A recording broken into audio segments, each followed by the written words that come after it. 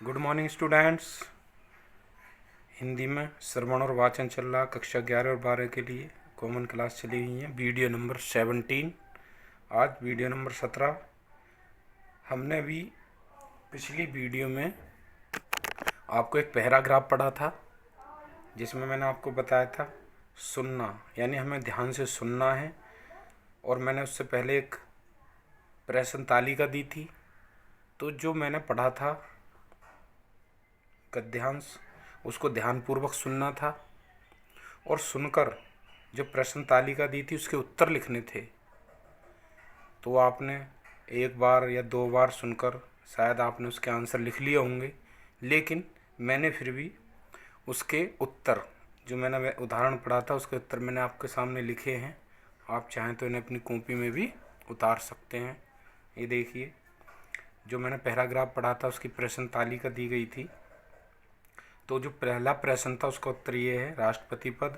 दूसरा डॉक्टर राधाकृष्णन। तीसरा 13 मई 1967 को।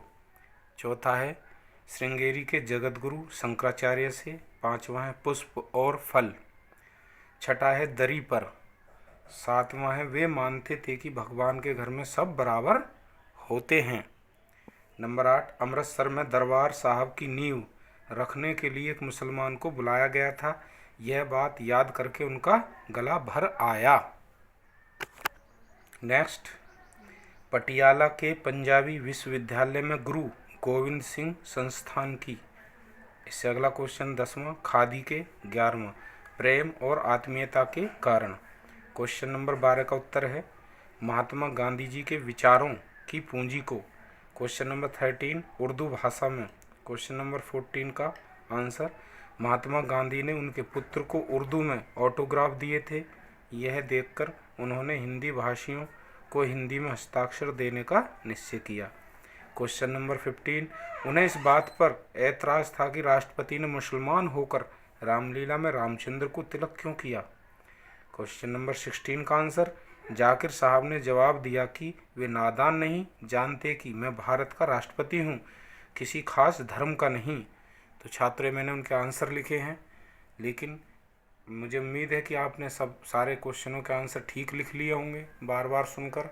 लेकिन वहाँ आपको एग्ज़ाम रूम में एक बार ही सुनने को मिलेगा और तुरंत वहीं पर आपको आंसर देने होंगे। तो ये श्रवण वाचन 20 नंबर का प्रैक्टिकल होता है, कक्षा 11 में भी और 12 में भी।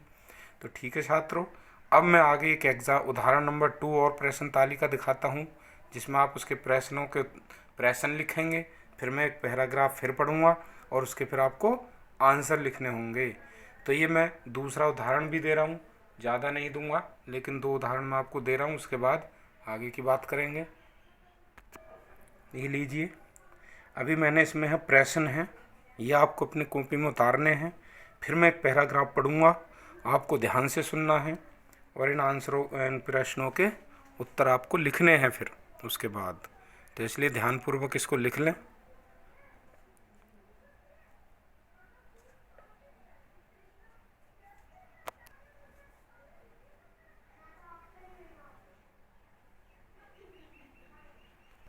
तो मैं पैराग्राफ पढ़ रहा हूँ, इसको ध्यानपूर्वक सुनना, फिर आप उसके उत्तर लिख पाएंगे। एक बार सुप्रसिद्ध भारतीय पहलवान गामा बम्बई आए। उन्होंने विश्व के सारे पहलवानों को कुश्ती में चैलेंज दिया। अखबारों में यह समाचार प्रकाशित होते ही एक फारसी पत्रकार ने उत्सुकतावश उनके निकट पहुंचकर उनसे पूछा, साहब, विश्व के किसी भी पहलवान से लड़ने के लिए आप तैयार हैं? तो आप अपने अमुक शिष्य से ही लड़कर विजय प्राप्त करके दिखाएं। गामा आजकल के शिक्षा क्रम में रंगे नहीं थे, इसलिए उन्हें इन शब्दों ने हैरान कर दिया। वे मुंह फाड़कर उस पत्रकार का चेहरा ताकते ही रह गए। बाद में धीरे से कहा, भाई साहब, मैं हिंदुस्तानी हूँ, हमारा अपना एक निजी रहन सहन है, शायद इससे आप परिचित नहीं हैं। जिस लड़के का आपने नाम लिया है वह मेरे पसीने की कमाई, मेरा खून है और मेरे बेटे से भी अधिक प्यारा है। इसमें और मुझ में फ़र्क ही कुछ नहीं है। मैं लड़ा या वह लड़ा, दोनों बराबर ही होगा। हमारी अपनी इस परंपरा को आप समझने की चेष्टा कीजिए। हम लोगों को वंश परंपरा से शिष्य परंपरा ही अधिक प्रिय है। ख्याति और प्रभाव में हम सदा यही चाहते हैं कि हम अपने शिष्यों से कम प्रमुख रहें। यानी हम यही चाहेंगे कि संसार में जितना नाम मैंने कमाया उससे कहीं अधिक मेरे शिष्य कमाएं। मुझे लगता है आप हिंदुस्तानी नहीं हैं। भारत में गुरु शिष्य संबंध का यह भव्य रूप आज साधुओं, पहलवानों और संगीतकारों में ही थोड़ा बहुत ही सही पाया जाता है। भगवान राम कृष्ण वर्षों योग्य शिष्य को पाने के लिए प्रार्थना प्रार्थना करते रहे। उनके जैसे व्यक्ति को भी उत्तम शिष्य के लिए रो रो कर प्रार्थना करनी पड़ी थी। इसी से समझा जा सकता है कि एक गुरु के लिए उत्तम शिष्य कितना महंगा और महत्वपूर्ण है। संतानहीन रहना उन्हें दुख नहीं देता, पर बगैर शिष्य के रहने के लिए वे एकदम तैयार नहीं होते। इस संबंध में भगवान ईसा का एक कथन सदा स्मरणीय है। उन्होंने कहा था, मेरे अनुयायी लोग मुझसे कहीं अधिक महान हैं और उनकी जूतियां होने की योग्यता भी मुझ में नहीं है। यही बात है गांधी जी बनने की क्षमता जिनमें है उन्हें गांधी जी अच्छे लगते हैं और वे ही उनके पीछे चलते भी हैं। विवेकानंद की रचना सिर्फ उन्हें पसंद आएगी जिनमें विवेकानंद बनने की अद्भुत शक्ति निहित है। कविता के मर्मज्ञ और रसिक स्वयं कवि से अधिक महान होते हैं। संगीत के पागल सुनने वाले ही स्वयं संगीतकार से अधिक संगीत का रसास्वादन करते हैं। जहाँ पूज्य नहीं, पुजारी ही श्रेष्ठ है।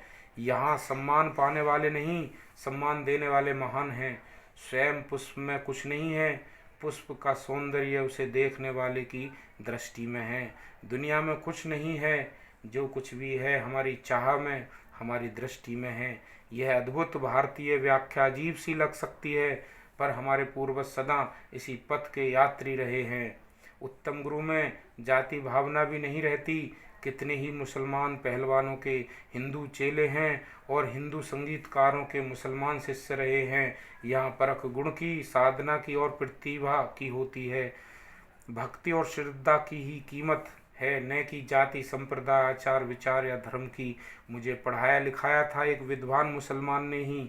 उन्होंने कभी नहीं सोचा कि यह हिंदू है और इसे मुसलमान बनाना चाहिए। पुराने ज़माने में मौलवी लोग बड़े बड़े रामायणी होते थे और आज भी देहातों में भरत मियाँ, रामू मियाँ, रंजीत मियाँ आदि अधिक संख्या में दिखाई देते हैं। कल तक गुरु से मार खाकर लड़के जब घर रोते रोते पहुंचते थे तो माता पिता यही कहते थे, जो गुरु से मार खाते हैं उनका भविष्य उज्जवल होगा ही। मगर आज गुरु किसी बच्चे को पीटें तो उन पर अभिभावक मुकदमा चला देगा। आज के गुरु भी सिर्फ सेवा लेने में ही चतुर हैं, देने में नहीं। उपनिषदों में आचार्यों ने कहा, सेवा देने की चीज़ है, लेने की नहीं। सेवा लेने के अधिकारी बच्चे, रोगी, असहाय और वृद्ध हैं। बच्चों को परमेश्वर का ही मूर्त रूप समझ सेवा रूपी पूजा से उनकी शक्ति को प्रज्वलित करने की क्षमता और सहृदयता रखने वाले ज्ञानी और तपस्वी पुरोहित आजकल के गुरु रह गए हैं। किसी भी देव मंदिर की मूर्ति की शक्ति उतनी मात्रा तक ही संभव है जितनी मात्रा तक उसके पुजारी की भाव पूजा में नवेद भावना भरी रहती है।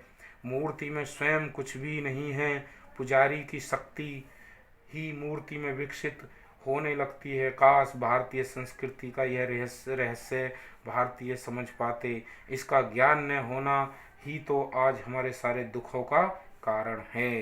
तो बेटा, ये मैंने आपके सामने एक पैराग्राफ पढ़ा। इस पैराग्राफ को सुनते हुए ध्यानपूर्वक अभी जो आपने क्वेश्चन लिखे हैं प्रश्न तालिका में, उन क्वेश्चनों को ध्यानपूर्वक उसके उत्तर आप लिखें। एक बार प्रयास करें कि एक बार सुनें और उसके सुनने के बाद इसके आंसर लिखें, क्योंकि एग्ज़ाम रूम में केवल आपको एक बार सुनने को मिलेगा पैराग्राफ और उसके बाद आपको आंसर लिखने होंगे। तो इसलिए आप इसके आंसर लिखें और फिर इसके आंसर में अगली वीडियो में आपको उपलब्ध कराऊंगा। लेकिन आप पहले प्रयास करें, उसके बाद ही मैं आपको इसके आंसर लिखूँगा। इसमें आंसर नहीं दे रहा हूँ छात्रों, तो बहुत बहुत धन्यवाद आपका, और नेक्स्ट वीडियो में मिलते हैं आपसे।